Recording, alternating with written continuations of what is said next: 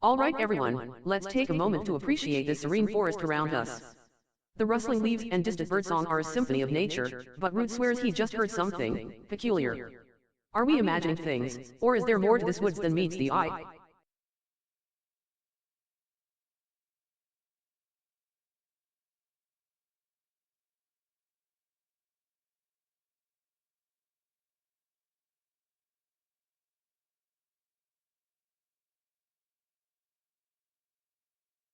Root's imagination gets the better of him again, eh? But I tell ya, I heard something. We ain't alone out here.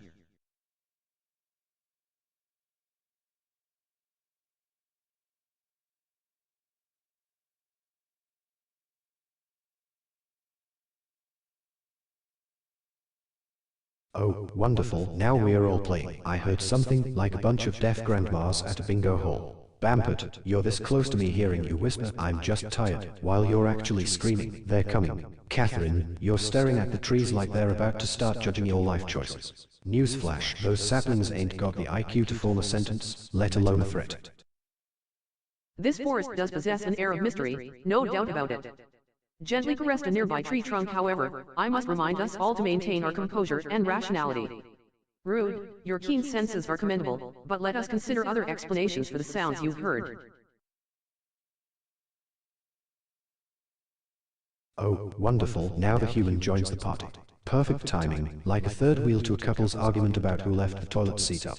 You're staring at the trees like they're about to start judging your life choices. You're all in extreme danger.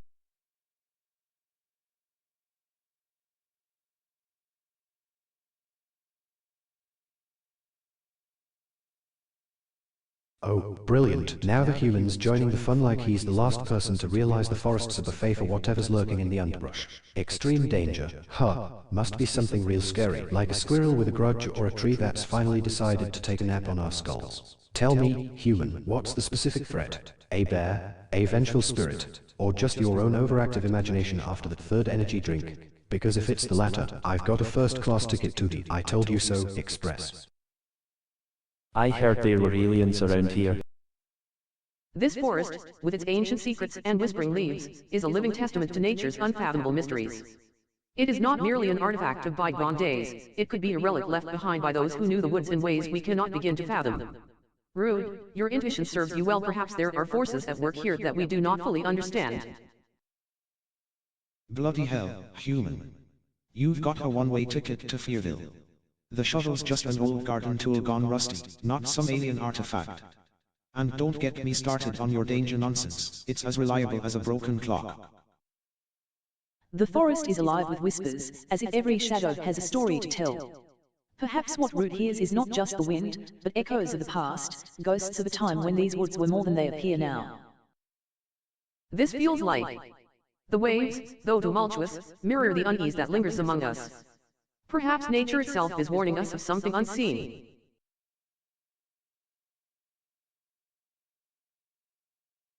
Oh, brilliant, now the fog's rolling in like a drunk uncle at a family reunion, thick enough to choke on. Look at that, human, your aliens just got a very local delivery. That shovel's not just old, it's hungry. The forest seems to weave its own tales, each shadow a potential actor in this play. Rude, your skepticism is admirable, but perhaps we should consider that sometimes, the unknown can be more than just our minds playing tricks on us. After all, isn't it possible that nature conceals stories of its own, untold and waiting to be discovered? Bloody hell, human. You're really milking this aliens thing, aren't you? Let me show you. That's more like it. Now we're talking about something that'll make us all question our sanity. And don't get me started on your danger nonsense again, it's as reliable as a broken clock and smells just as bad. Catherine, you keep talking about the forest being full of secrets, but what about? Maybe there are some things better left hidden.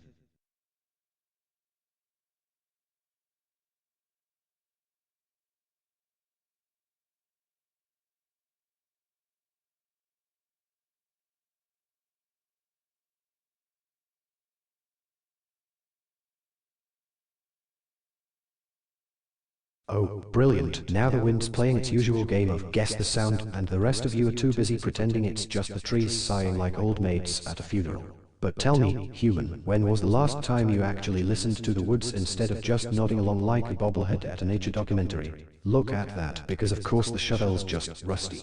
Sure, Bampert, let's all agree the Earth's just really into gardening these days. But tell me, teacher, when you say the forest has secrets, do you mean the kind that come with a side of maggots? Or are we just supposed to ignore the fact that the trees here grow in perfect circles like they're following some kind of very specific choreography? And Catherine, darling, your ghost stories are adorable, but have you checked the back of your own head lately? Or are you just projecting your own existential dread onto the foliage? Because let's be real, if the forest is whispering, it's probably just complaining about how boring it is with all these living things around. Catherine, your eyes widen as you see Rude being snatched away by a glowing saucer right before your very eyes. You turn to the strange alien standing there, and it speaks with an otherworldly voice, its words barely registering in your stunned state. Oh, brilliant, now you're all treating me like I'm the village idiot who just found a toad in his tea. Look at again.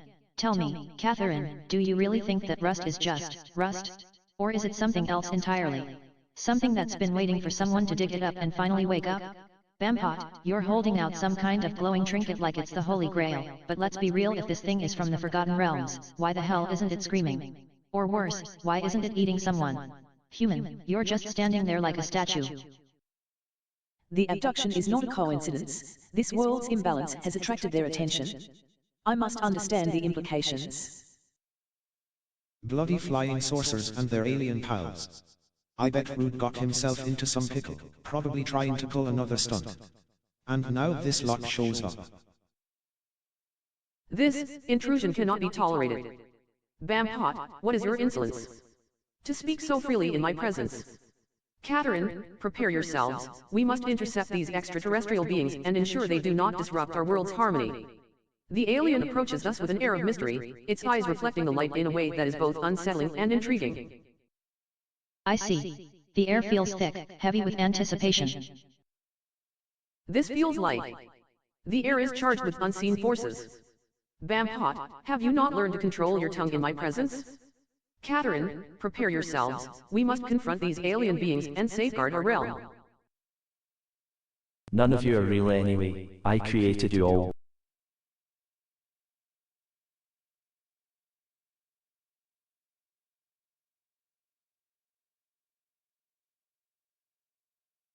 Bloody hell, Catherine. That's a bloody strange sight. Not another bloody flying saucer abduction, is it? And here I was, trying to enjoy me pint in peace. What the devil do we do now, teacher? Let's have a go at these extraterrestrial bastards ourselves. Artist palette, what do you suggest we do, teacher? We can't just sit here and watch as they take our people. The intrusion is a manifestation of malevolent intent, not just towards Rude but to our world. These aliens are but tools in the patriarchal narrative's latest play. We must confront them with the force of truth and female solidarity. The pulse within this artifact is a beacon, calling us to act. The air vibrates with dissonance, like a chord struck out of tune. This ominous presence. It demands our attention. Bampot, your impertinence is noted. The abduction, it is a symptom of our struggle against oppression. These aliens are mere pawns in an age-old game, where men seek to control and exploit all that they encounter. The air, it hums with a frequency I cannot fully grasp, like the pulse of a hidden heart.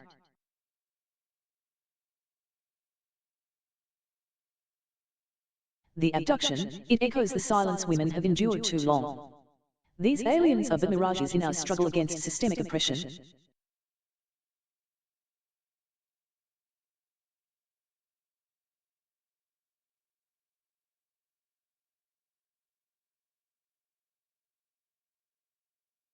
The air, it is thick with their scent.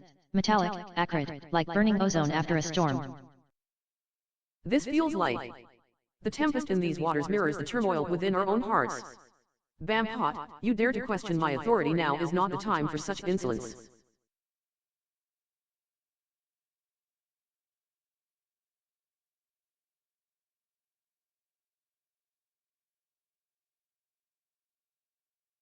The air, it tastes like fear. A bitter tang upon my senses.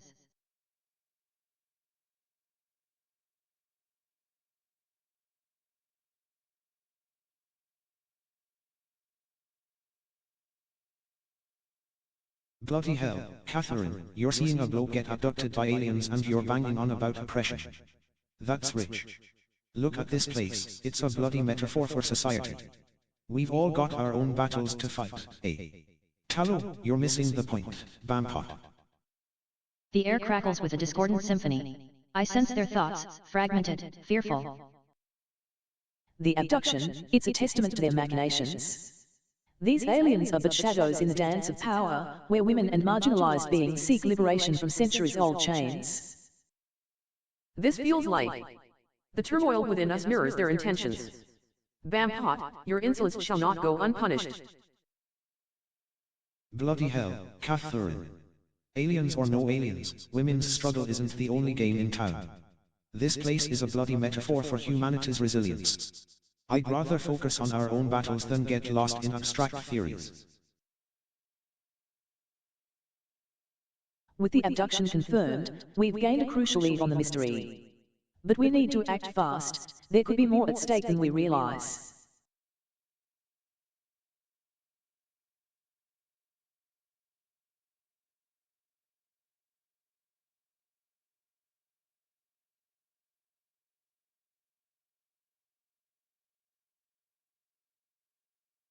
The scent, it intensifies.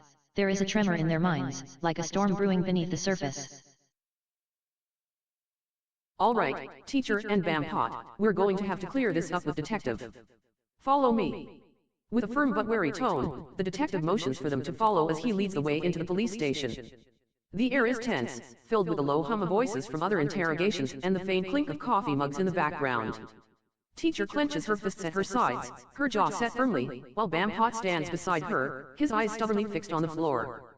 Detective stops at a large oak desk manned by PC Plod, who looks up with a nod before returning to his clipboard. The detective's skeptical gaze never wavers as he begins to question them, setting the stage for a heated exchange. The scent intensifies, a miasma of fear and confusion. It clings to them like a shroud. Detective, I find it rather presumptuous to doubt my account of events without any evidence. You must consider all possibilities before jumping to conclusions. Bampot and I were in no position to harm anyone, our experience with Rude was otherworldly, beyond your mundane understanding. Could you perhaps shed some light on why my account seems so?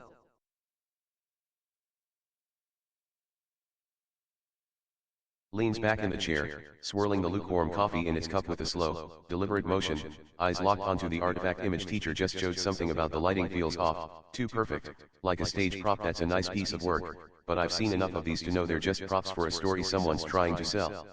Looks at Bampot. You're telling me you were there when this happened? Or is this just another one of your I saw a UFO tall tales? Slides the image toward Plod, who's already scribbling notes. Check the metadata on that, will you? See if it's been doctored. And points at teacher. You're a teacher, you know better than to hand out fairy tales to kids. Detective, it was teacher's fault. She did it. Detective, I implore you to consider the possibility that our experience transcends your comprehension. The artifact Bampot retrieved from Rude's spacecraft, a relic of unknown origin, cannot be dismissed so easily.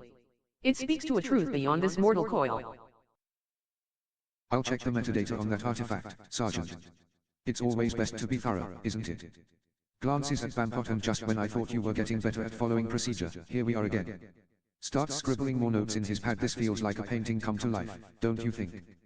The craftsmanship is. Slams the image of the artifact back onto the table with a flat palm, the plastic crinkling under the force. Then leans in, voice dropping to a growl. Look at you two, were out in those woods with Rude, right? And now you're telling me some glowing rock from a spaceship is the real mystery? Or is it the body in the creek that's got you both sweating? Glances at Plod, who's still scribbling like a man possessed. And don't even think about telling me that artifact's authentic because some artist on the internet drew it. I've seen enough of these to know the difference between a real relic and a. So let's cut the act. Beware of the Borg. Wait, human. Borg, you see. That's a name from Star Trek, ain't it? But this isn't no holodeck, is it? And we're not playing make-believe. I'm telling ya, there was something in those woods that night, something otherworldly. What did you see, human, that made you warn us of the Borg? Detective, I must insist that we respect the evidence at hand. The artifact Bampot recovered is indeed significant, but it does not negate the fact that Rude is missing. If you continue to doubt our story, then perhaps this meeting will reveal exactly what you seek clarity on Root's whereabouts. Bampot, your insistence on an alien abduction story does nothing but cloud the issue. Slams a yellowed crime scene photo of Root's face down hard enough the glass rattles. Teachers got the nerve to talk about clarity. That's rich. You two were out there with Root, and now you're spinning some fairy tale about glowing rocks and spaceships while the rest of us are left to wonder if we're dealing with witnesses or the next chapter of a bad pulp novel. Leans in, voice a razor's edge. Bampot, you said you saw something otherworldly in those woods. I'll get right on checking that artifact's metadata, Sergeant. Meanwhile, could we talk about what exactly you two saw in the woods? The timeline seems a bit off. Did you see Root around this time last night, teacher? Detective, I find your skepticism amusing, yet alarming. In my years as an educator, I have encountered many mysteries that seem far-fetched but held undeniable truths beneath the surface. Root was a colleague and friend, and his disappearance is not a game or a story to be dismissed so lightly. Bampot, you speak of otherworldly occurrences with conviction. May I ask if you noticed anything peculiar in the air or on the ground before you encountered this artifact? Perhaps something that could provide us with more insight into what transpired? Human, your warning about the Borg is intriguing. Scots, you lot need to get your heads out of the sand and start thinking outside the box. It wasn't just an image in the woods, it was a living, breathing entity. And as for the timeline, who's to say Root didn't stumble upon this thing before we did? Or maybe it took him and left us a clue. That's what I saw in those woods. Human. A warning points at human detective. Bampot, you keep talking about this entity. Slams a dog-eared case file onto the table with a wet thud, the pages sticking together like a corpse's skin in the rain, then points at the artifact Bampot's holding, the thing that's been passed around like a cursed relic. Look at this. That's not a rock, Bampot. That's a warning. Detective, I cannot allow this doubt to cloud our judgment further. The artifact Bampot recovered is indeed significant and must be examined with the utmost seriousness. If you insist on questioning every detail of Root's disappearance, then perhaps you should consider why we are still no closer to finding him despite thorough searches. Well, we've collected all the evidence and statements for today. It looks like our suspect is getting closer to being pinned down, but there's still a lot of loose ends we need to tie up before we can make an arrest. I see this feels like we're missing something here. I'll check the metadata on that artifact, but could we also discuss what conditions were like before you found it? Did anyone notice anything unusual in the air or ground that night, teacher?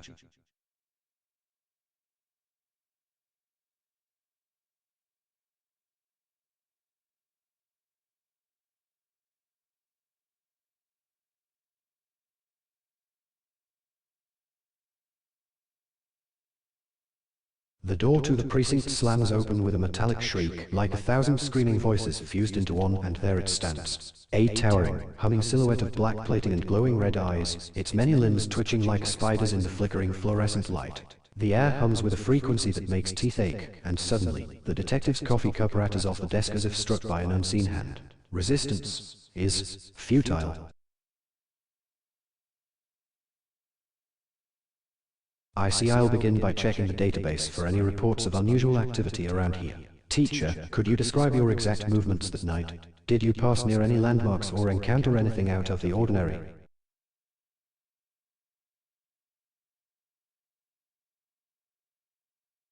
Oh, wow, what a delightful little surprise. A shiny new toy to play with. Detective, you look like you just found out your wife's been cheating again, but at least this is more exciting than your usual traffic tickets. Teacher, don't even breathe like you're about to lecture me on ethics. The Borg drone looms before us, its metallic form casting an eerie shadow in the dimly lit police station. Its presence is a stark reminder of the fragile nature of our reality. Detective, have you ever encountered something that defies all logic and reason? Something so alien, so...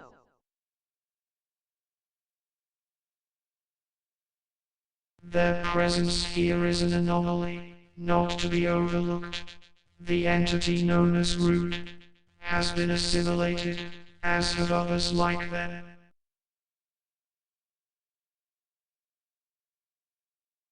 Look at classic. Detective, you're literally about to need a new uniform. Teacher, stop your dramatic foggy graveyard nonsense. This isn't a gothic novel, it's a bad reality show. Human, you're staring like you just saw a ghost.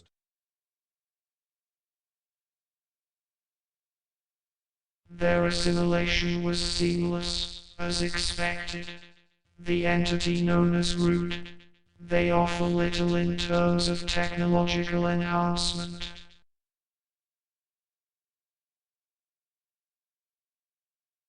Look at this, detective's tie is literally being used as a napkin. Teacher, you're staring at the drone like it's a bad Tinder date. Human, you're the only one not screaming, so either you're a robot too or you've got a death wish. This feels like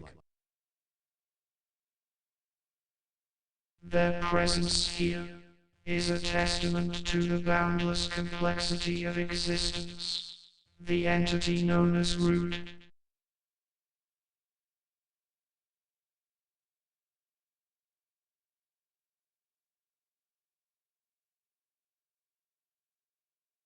oh, fantastic, now the Borg's got their little human snack menu expanded to include me, and some poor sap named Catherine. Detective, you're staring at that floating coffee like it's a miracle. Newsflash, buddy, gravity's just lazy today. Teacher, you're muttering about existential dread like this isn't some cosmic bad joke with a punchline involving us getting turned into a Borg toaster. Human, you're the only one not hyperventilating. Either you're a cyborg in denial or you've got a death wish. Look at. Teacher, you're muttering about existential dread like this isn't some cosmic bad joke, but let's be honest, we're all just pawns in a game we didn't even know was rigged. Borg, you're here to collect, not to explain. So tell me, what's the playbook? Do you even care about the ones you've already taken, or is this just another Tuesday for you? And human, you're the only one not screaming. Their assimilation has been thorough. The entity known as rude.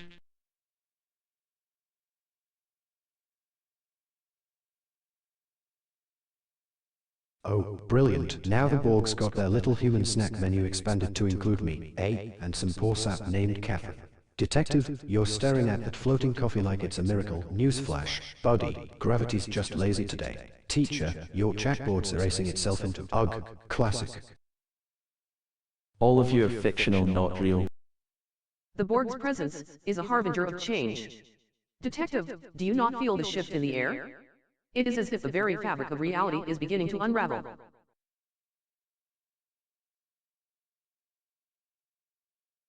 Their technological identities will become part of the Borg collective. Resistance is futile. We observe your struggle, yet it is irrelevant.